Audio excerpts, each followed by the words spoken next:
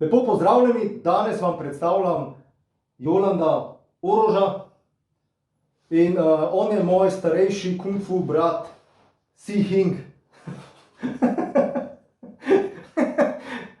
In od njega sem se učil kung fuja. In on ima zelo zanimive poglede na to, kako je treba določene stvari trenirati, ki so na začetku, vsaj meni, bile skregane z logiko. Po 20 letih globokega razmišljanja in kontempliranja sem pa prišel do zaključka, da pa v določenih stvarih pa le imaš prav. Kdaj si rekel, po 20 letih česa? Kontempliranja, Pa še nekaj si. razmišljanja. Wow, nisem vedel, da to počneš. No, v redu. Da ne boste mislili, da je on kar nekdo, ne. Prvič si počval MMA, pa kung fu si počval, pa v zelo kratkem času si naštudiral grappling, torej rokoborske zadeve, da si šel na Zagreb Open in v rekordnem času, to pomeni v 2 letih, če se ne motim. Po moje, ne vem točno, ja. V 2 letih si bil potem drugi ali tretji. Tretji. En teh prvih mitov, ki si mi jih zrušil, ne, Ja, je, da pač tvoji treningi, oprosti, pač niso bili resni. In res si je. uporabljal veliko mero humora med treningom. Zdaj, a lahko poveš, zakaj?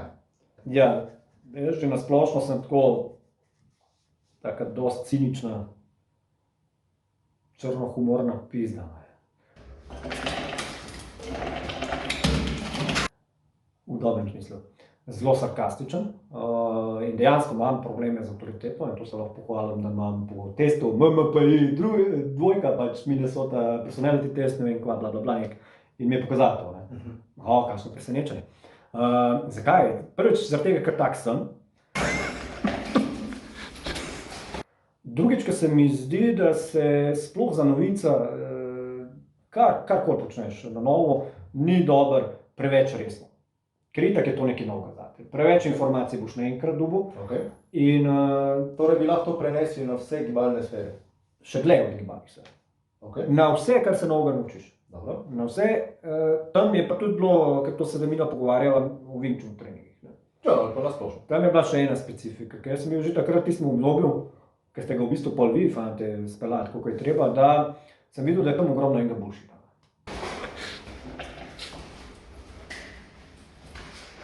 In ogromno enih stvari je bilo, ki so bili skregani z nekimi mojimi nazori. Ena je ta brezpogojna poslušnost, kjer za nekoga, ki ima problem z avtoriteto, je to malo tako, ne. Okay.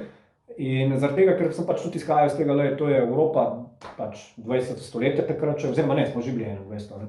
In ne moramo te mentalitete iz, ne vem, Kitajske, pa še to, je to bila res takrat taka mentaliteta, je bilo to skrb malo zmišljeno, da je pač nek paket Wing Chun lepši, a ne. In ker sem sam pri sebi videl, da če sem se sam kaj učil, tudi izven nekih telesnih vaj, če sem to jemal bolj tako ležerno, bolj lahkotno, mi je bilo lažje, enostavno lažje.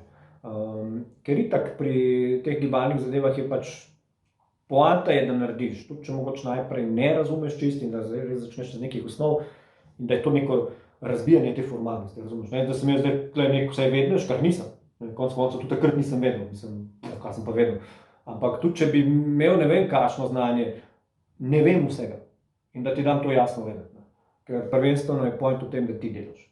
Jaz itak, ni fora, da te jaz učim gibanje, pa ti razlagam, kako se moraš premikati, veš, pa se tam derem, pa ne vem, kako so ene smešne oblekce oblačem. Ne, če je treba iti na tla, grem s tabo na tla, ne, konec koncev.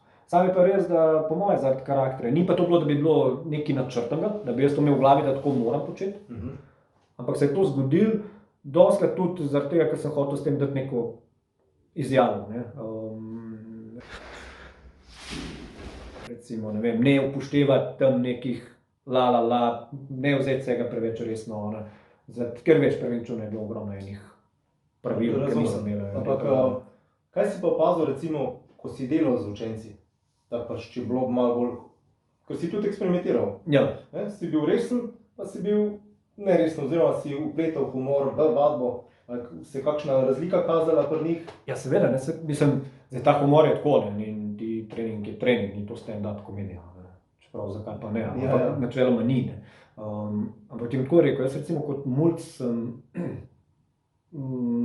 prvič stopil v svet borilnih veščin preko Karate Klub Ljubljana. In takrat je imel čez, mislim, da ima še zdaj, ker malo so šli na razen, pač koliko vedno se zgodi, da gre pač ta jedra malo na razen, je imel tudi Ciril Klajšček. In tam so mi tako kot nekemu nadebudnemu juncu pustili ene parke, da sem recimo ne učil, ampak da sem vodil ogrevanje, veš, in to je zdaj že nekaj bilo, veš, vodiš ogrevanje. In se še danes smejem, kakšen cepec sem bil, hvala Bogu, samo na enem treningu, ne. To je malo zavzel, sensei držal, tam lajal, ukazal, ni da ni, ne. In v bistvu ni, to je brez veze. Zakaj? Zato, ker če sem videl, sploh če je res kakšna težka snov, če je res nekaj težkega, nekaj čist novega, ti, ko imaš to malo bolj sproščeno vzdušje, dopuščaš, da delajo napake. In je to za njih dobro, ker bojo zajeli, mislim, vsi to naredimo, bomo zajeli. In če imaš ti zdaj tam en vojaški režim, neko upitje, dretje, ne, in da se še greš, da boš ti zdaj kar po nekih parametrih, kar odbiral ljudi, to je nonsens. To jim pa daš vedeti, da lej, vse skupaj igra. Okay. Je pa res, da pač s črnim humorjem je tako, ne, ali ga sprejmeš ali ne, je pač tako, ne. Malo izkoristiš tudi mogoče to pozicijo, da jih malo neprijeten položaj spostaviš ne kot neke nadlegovanje, božat, ne, ampak imaš črn, tak ciničen pristop, črnohumorni zaradi tega, da tudi on malo, da ga malo zatresaš, razumeš? Ne, to ni to. No. Recimo tako, Ja. stresaš malo. No, ampak živo se spomnim, ko sem enkrat bil na obisku pri meni. Okay. In sem ugotovil, da imaš predolgo frizuro in sem ti naredil Miki Miško frizuro s 3 čopki, pa Mauroviča, ta kombinacija vsega trojega. Ti si pa potem ugotovil, da tudi jaz imam neustrezno frizuro in si naredil Prodigy in si mi pogril takle po sredini glave. In sva šla takrat si poučeval kung fu, in sva šla tja pred tvoje učence in si ti izjavil na začetku treninga, če kdo od vas se odloči za frizuro, ko jo imam pač. Ali pa jaz, ne, bo pač imel 50% popusta na trening, ampak ne vem, če so bili potem bolj sproščeni, ker so gledali vsi v tla.